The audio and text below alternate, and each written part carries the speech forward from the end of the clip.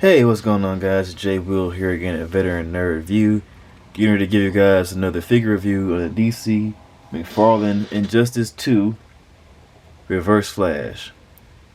And man, oh man, I was super excited to get this figure. I am definitely a big fan of the Reverse Flash. I don't know why, but I just love his character so much. I think maybe because I just love his pure hatred for the Flash, even though the Flash is the guy who pretty much inspired him to become what he is. But I don't know, it's just the thing that he just bases his whole entire existence off of going back in time and ruining the Flash's life and just making things like uberly difficult for him and whatnot.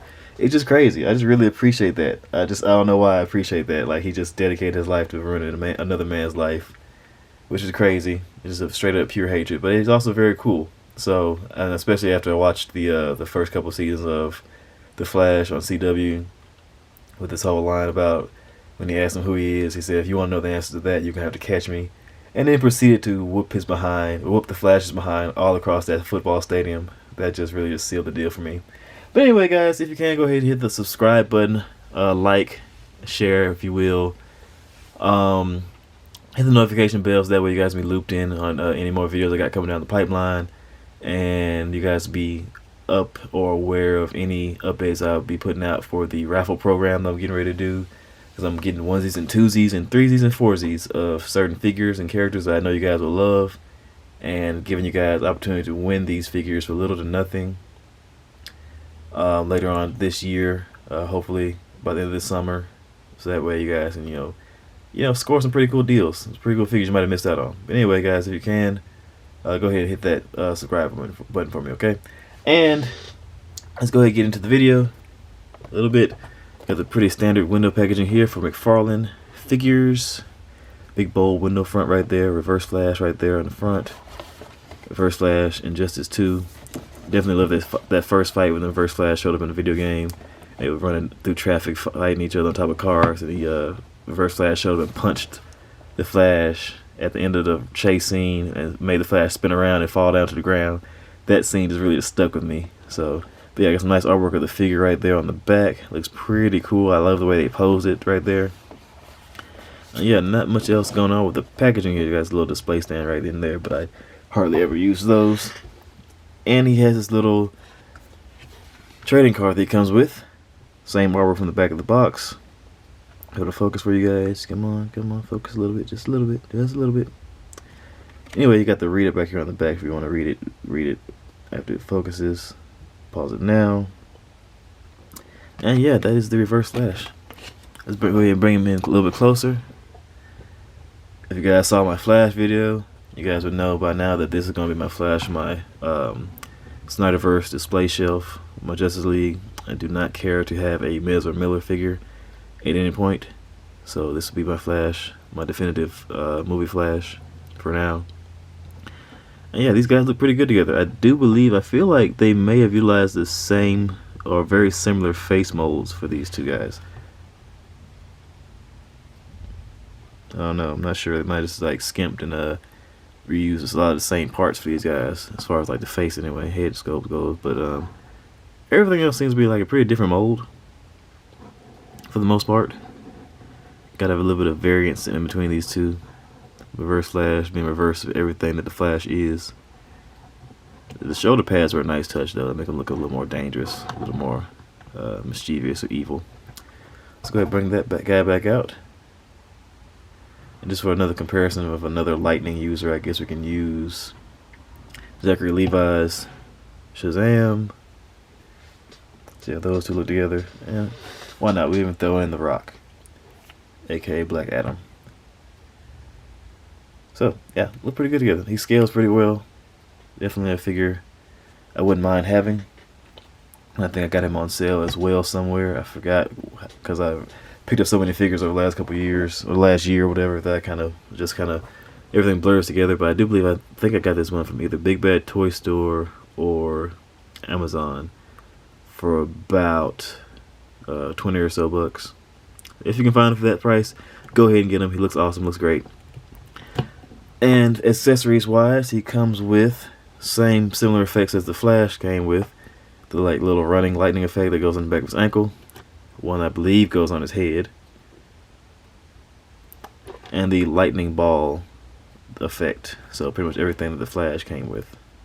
So yeah, they need to reinforce the plastic in this lightning string right here, or just make this end lighter. So anyway, but all that to the side. Now let's take a close look at this guy. Definitely liking the line work all the way throughout. Nice purity of the reds, well, the red anyway. One gripe I have about mine print is I believe it might have been a misprint maybe of the figure. His mine is lightning bolts on the side of his helmets are kind of like off track. Like one's like down here, another one's like way up there, and it's relatively straight. So like the bolt itself is kind of like just twisted upward, as you guys can see. That point and this point, it's kind of just off track. So I don't know how that happened. Maybe somebody like mismolded part of the head or something like that. I don't know. But not too big a gripe. If you just have them turned to either side, this side or that side on the shelf, it's not too big. As long as you're not like looking at them dead on or from behind, you can't really see it. Other than that, nice texturing throughout the suit. Probably could use some more red lines throughout the back right here. As you it kind of looks like it's sculpted for that. Like maybe like a red lightning bolt go across his butt right here, going all the way around, and then like the lines on his back. Well, I feel like, and then of course down the back of the thighs. I feel like they skimped out a little bit of a red on the back in general. So, but yeah. Anyway, still looks pretty good though. I'm not gonna complain too much about that. Overall, some nice detail on the shoulder pads, like scuff marks or like no damage, like he might have taken like hits or something like that in the molding there.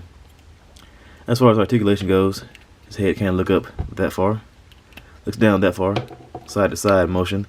You get a good little range of head tilt around the head because of McFarlane's superior dumbbell joints in the neck. The shoulder pieces are soft plastic that is kind of like just glued on right there, as you can see. So it moves with the shoulder. Shoulders can move up that far. Sans the butterfly joint, but with the butterfly joint goes up a little bit far. Butterfly joint shoulders go around about that much in the shoulder joint itself, so you get like just a good little wobble there. Bicep swivel. Double joint elbows. Before I forget, the arms can't go all the way around to the shoulder joints. The shoulder pads do not hinder that. You get the McFarlane ball joint in the wrist right there that rotate independently. If you can get to manage to rotate the hands on the ball joint itself, you can get dice rolling motion and you get back and forth motion. So that's pretty cool. You get a diaphragm joint that's pretty stiff in this guy, so you can get crunch backwards, sideways, twist and rotation and everything. And you get another one in the midsection, so you get double diaphragm joint, so you can crunch back about that far, crunch back forward this far. And of course double rotation in both joints. Legs kick up to the sides very far, surprisingly. It's a very soft diaper piece of plastic right here on his crotch area. Kicks to the front not very far because the diaper joint does get tight and starts to stiffen up right there. He does have very minimal upper thigh cut inside the inner upper thigh area right there. Kicks back about that far. A little bit farther, yeah. Well, because the diaper joint kind of just loosens up back here, but it's tighter towards the front, so I guess you can get him in a halfway decent running kind of pose, like one leg back kind of look. Then of course double jointed knees. I've been in that far. No boot cut or anything like that, but you do get the McFarlane ball joint in the ankles as well, so you get to move the foot up and down, and of course you can rotate on the ball and get a different range of motion as well, and get the foot going back and forth like that, roll side to side. And you get toe articulation in the feet.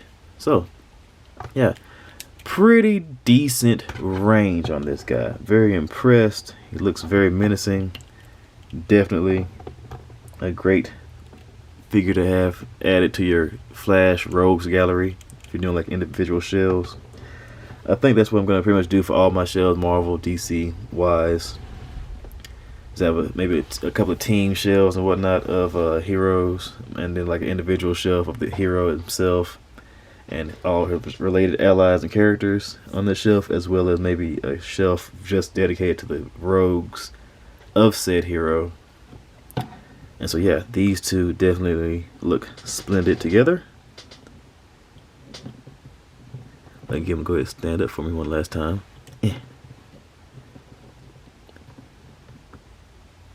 But yeah, so guys, like I said, if you can, if it's not too big a deal or whatever, just go ahead and subscribe for me, help support the channel, help me grow as a person, LOL, and that way, and also hit the notification bell so that way you guys can be looped in on any videos coming down the pipeline.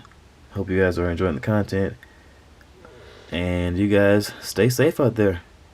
Later.